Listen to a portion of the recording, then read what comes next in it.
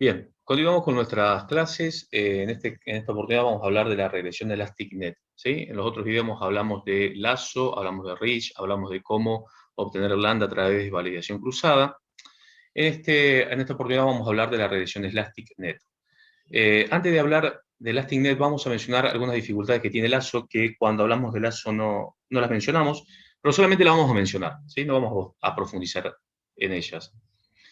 Bueno, una de las dificultades es cuando n, que era el número de observaciones, es menor al número de predictores. Lazo elige como máximo n predictores, ¿sí? No puedo elegir más que eso, ¿sí? Entonces, si tengo 100 predictores y 30 observaciones, Lazo me va a generar un modelo que como máximo tenga 30 predictores, ¿sí? Cuando un grupo de variables están muy correlacionadas, cuando un grupo de variables predictoras está muy correlacionada, Lazo tiende a elegir una sola variable, ¿sí? de ese conjunto y de una manera un tanto arbitraria, ¿sí?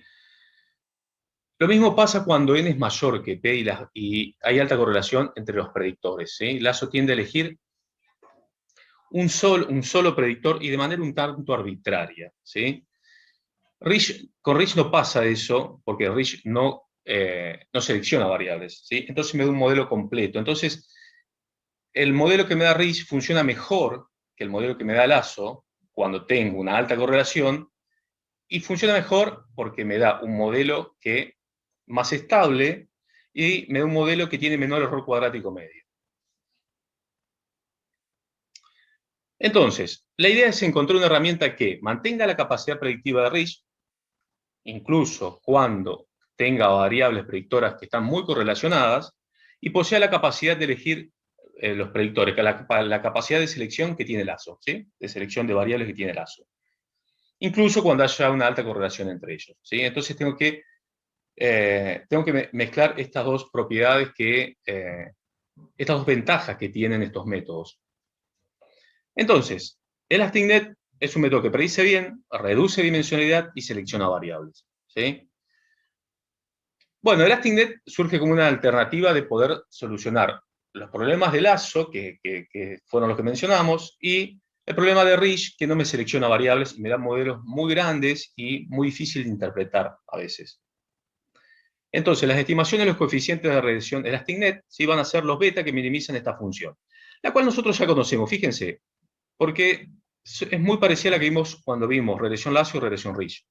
Fíjense, el primer término es la suma de los cuadrados de los residuos. Y los otros términos son los términos de penalidad. Fíjense que esta era la penalidad Lazo, ¿sí? ¿Se acuerdan? Y esta era la penalidad Ridge, ¿sí? Y lambda 1 y lambda 2 van a ser parámetros de ajuste, que también ya hablamos de lambda, incluso vimos cómo obtenerlo a través de validación cruzada. Bien, otra forma que podemos pensar el problema que vimos anteriormente. Antes de ver esto, me olvidé decirle que a esta forma de penalidad la vamos a llamar, a esta regresión la vamos a llamar naive de ElasticNet, ¿sí? No es ElasticNet todavía. Ya vamos a ver cuándo es ElasticNet.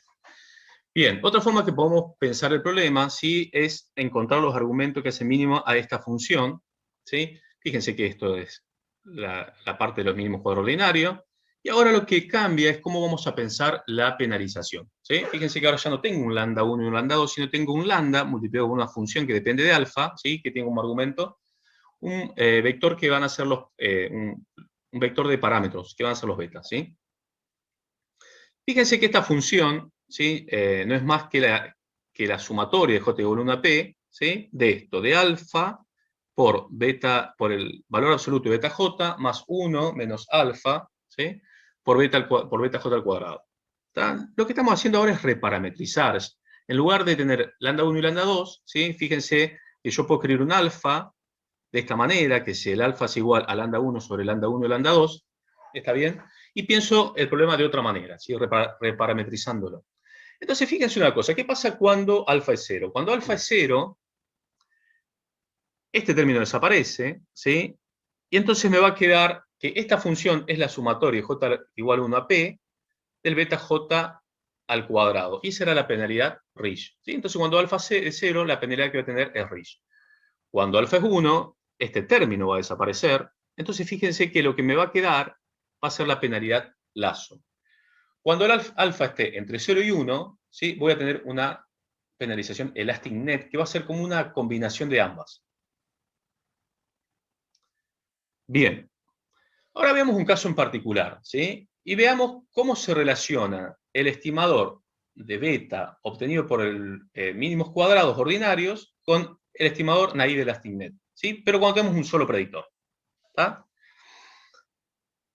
Entonces, se puede relacionar de esta manera, ¿sí? Entonces, fíjense, este va a ser el estimador naive elastic net, va a ser igual a la parte positiva del estimador, bueno, estimado por el método de los mínimos cuadrados ordinarios, menos lambda 2 sobre 2, ¿sí?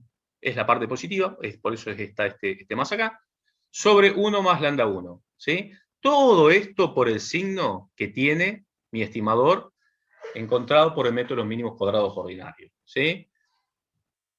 ¿En dónde? Bueno, esto es lo que dijimos, lo que está acá adentro va a ser la parte positiva de esto, ¿sí? De esta resta, ¿sí?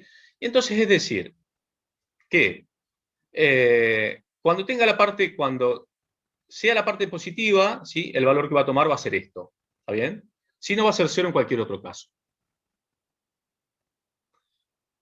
Bien, perfecto. Ahora fíjense una cosa. El estimador naive de Elastic Net tiene, como habíamos visto, tiene la penalidad lazo y la penalidad Rich dentro de sus funciones de penalización, ¿sí? Y habíamos visto que ambas penalidades me achicaban la varianza, ¿sí? Hacían que los coeficientes se contraigan cerca de cero, en el caso del lazo algunos exactamente cero, pero me generaban un sesgo, entonces me daban estimadores que no son insesgados, ¿sí? Y en el caso de naive elastic net, voy a tener el sesgo que me aporta Rich y el sesgo que me aporta lazo, entonces mi estimador es muy sesgado, ¿sí?